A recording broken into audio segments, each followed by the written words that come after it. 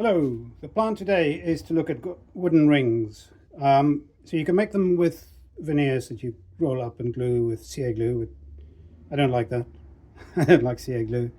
You can also layer them up this way, sort of plywood if you want. Um, Problem with that is it sort of imposes an aesthetic on you that you've got to have the layers, but it works. And then you can also, where is it now? Use a metal one. Use a metal core. So that is a core, a bit like that you can buy, and you just mount that inside the wood. What's nice about that is you don't need structurally very sound wood. So this is spalted beech, and this is nice. I've made a few, and they're popular, and I like it. But you can also do it with wood. So like that has a metal core, this one has a wooden core. So this one I made earlier. I'll showing you in a video now. I'm going to make these two. This is plum, walnut. This is also walnut.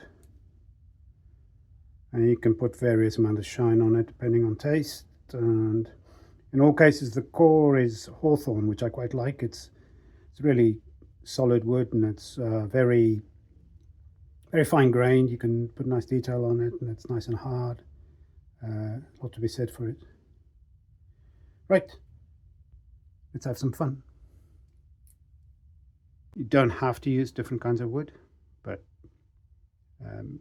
once it's on a ring on the finger, you don't really see the inner one. And of course the grains are rotated 90 degrees to each other. So I start with blanks. This is hawthorn, and this is walnut. It's quite nice walnut. So I'm going to do one like that, and hawthorn again, and this is plum, which I've not used for this kind of thing before, so I don't know how it'll turn out. But it's got a very nice pinkish color that might work really nice in a ring. It's important to use dry wood as well. That's not going to start warping on you as you work or afterwards. This is what, 6 mil or so thick. The ultimate ring will be thinner, but it's good to have a bit of extra to play with. Okay, so I use just a block of wood that came off some other project. Carpet tape, great stuff.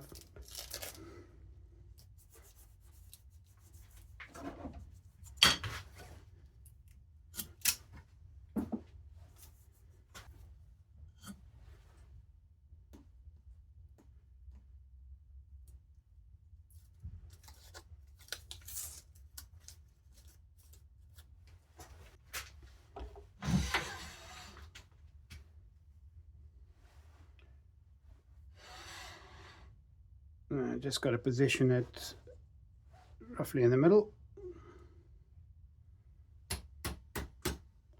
and put a bit of pressure on for a few minutes just to make sure it sits.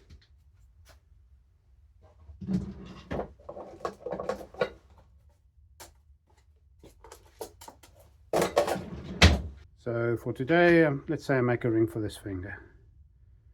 So on the knuckle it's 18.5 mil, more like 19. So we're going for, yeah, let's go for about that, bit less. There you go. So that's the inner dimension.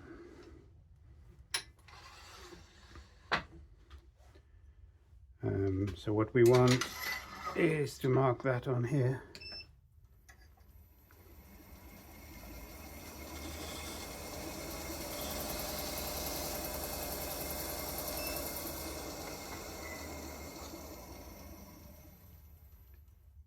So that's that mark there. It's important not to touch both points when you're doing this. It'll catch just the point with it on the downward side.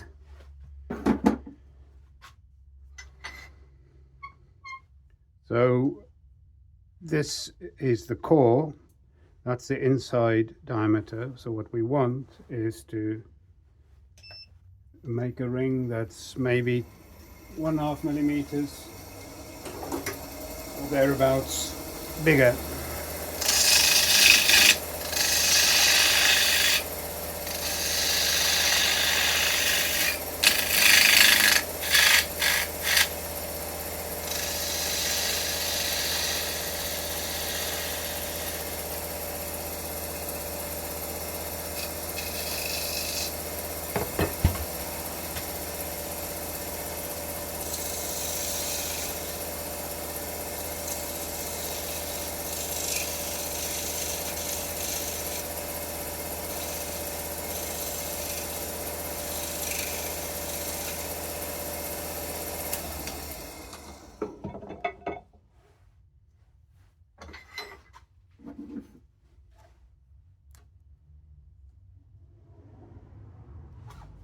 Great.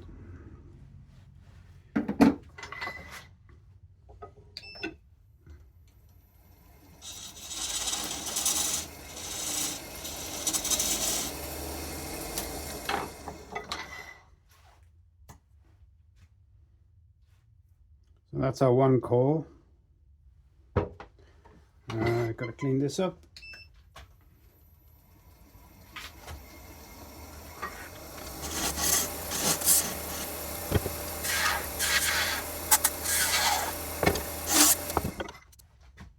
Okay, and we're going to repeat this for the other core.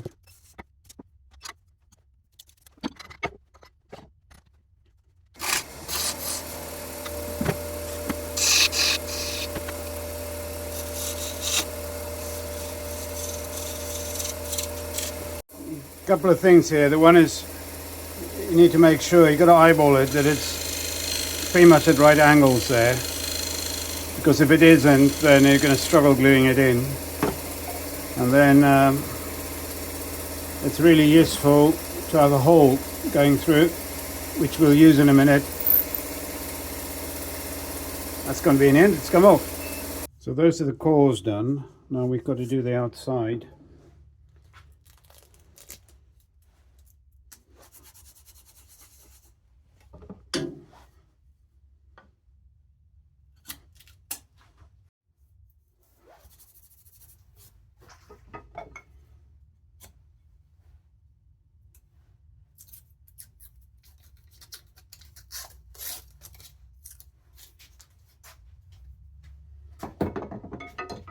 Okay, let's do the walnut first.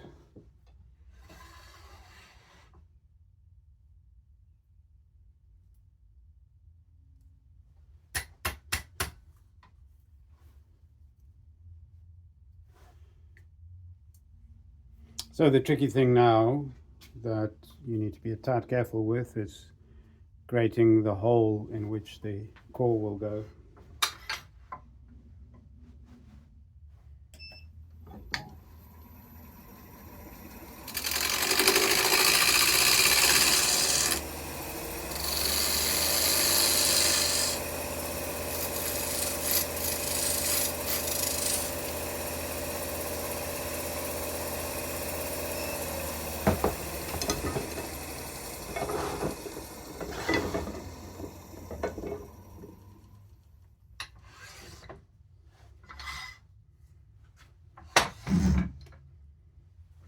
Right, so we can use the same spacing because we know that's safe.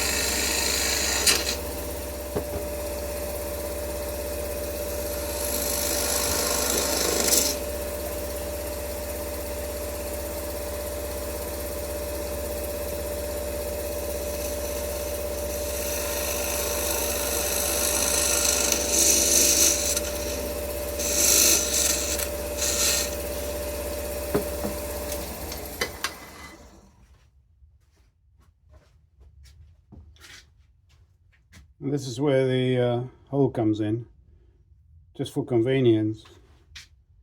It's an easy way to hold it. So we're way off, but you've got to be careful. So I'm just going to gradually widen the hole until this goes in.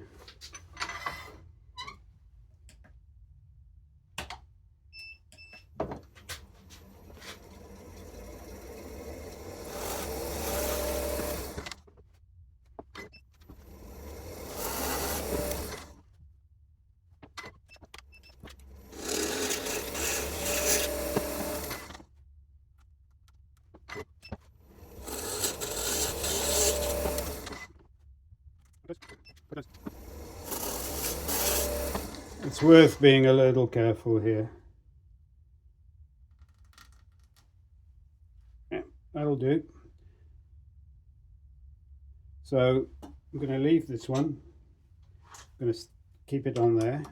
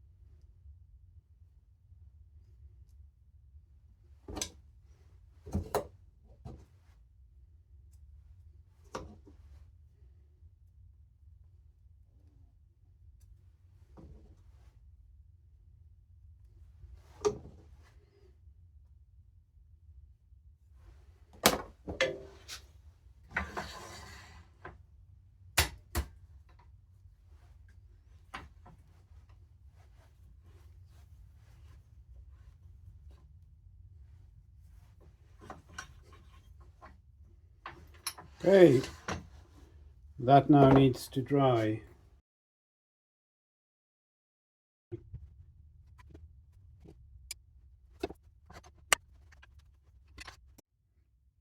That's dry now.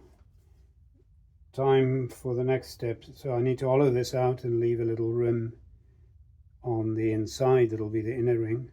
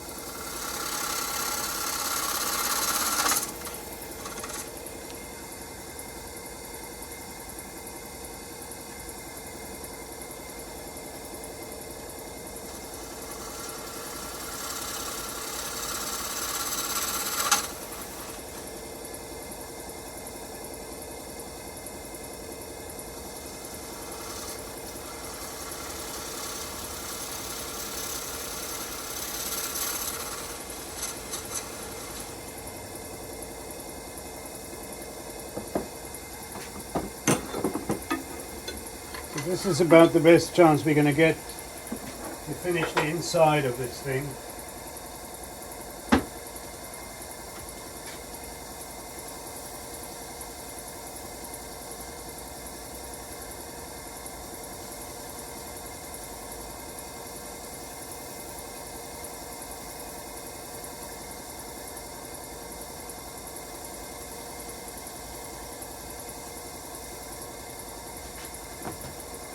A bit of sanding sealer.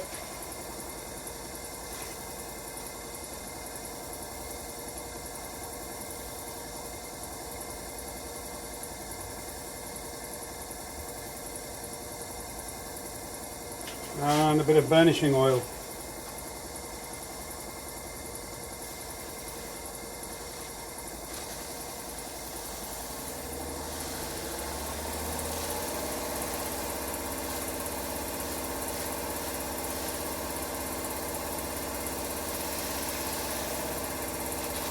Okay, let's do the other one.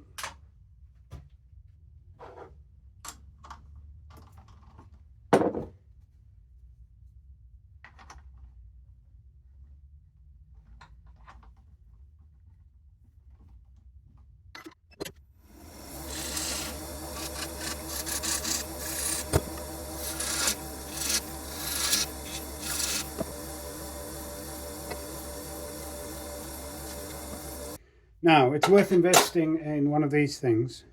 It's a ring mandrel. They're not very expensive, and they make life a great deal simpler. You could do it in wood. You could tape a bit of wood, jam it on, or even split it and have something drive in to expand it. But it's always going to be easier with a metal tool.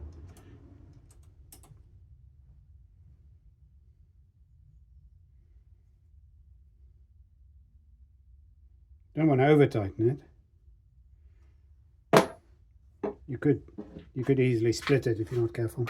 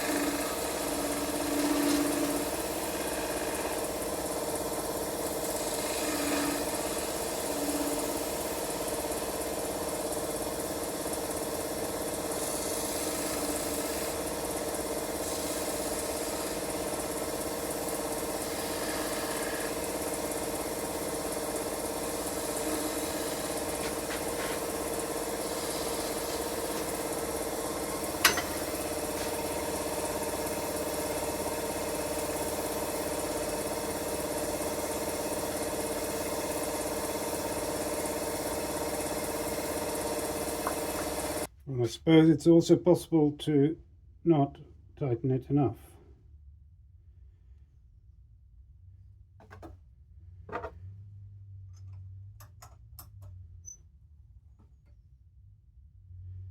But it's good that it happened, because I have to flip it around anyway to finish on the side.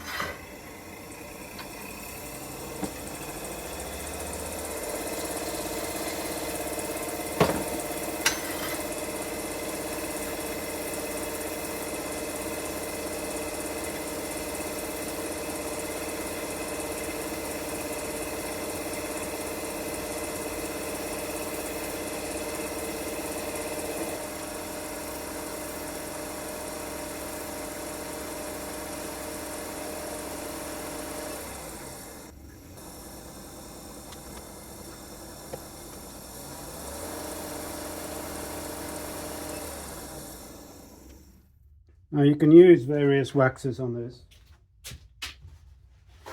You want something durable. I end up using this stuff, which they use for furniture restoration and things like that, so it's quite hard wearing. Just not too much.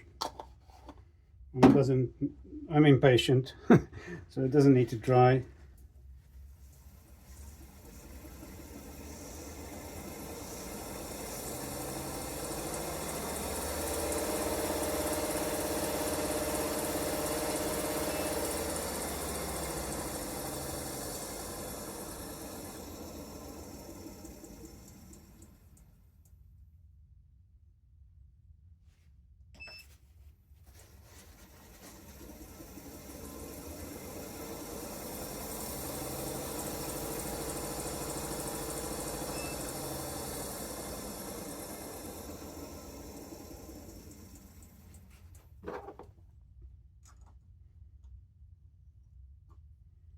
Right, that's walnut. We're supposed to go on this ring. It's a bit tight. It's about right for that finger. Yeah, it looks like I lost a bit of the footage doing the plum ring, but it's much the same as on the walnut one. Comes out looking similar, of course different wood, but it's similar shape. Now my dad used to say don't argue over pretty or tasty, so you may well like something wider or flatter or more shiny or less shiny or whatever. This is what I like, doesn't matter. I had fun making these, and I don't make huge numbers of them. If you ever make them to sell, it's a pain because you've got to make 20 different ones of different sizes just to have a set that people can use. The the plum one has a bit of give. Now I'm hoping, I was cheating a bit, this plum isn't as dry as it should be. I was just really curious about how it's going to look. So it may settle down in time. I'll give it a few weeks and see what it does. But I was keen to experiment with how it looks, and it's exquisite. So there you go. Solid wood rings. Thanks for watching.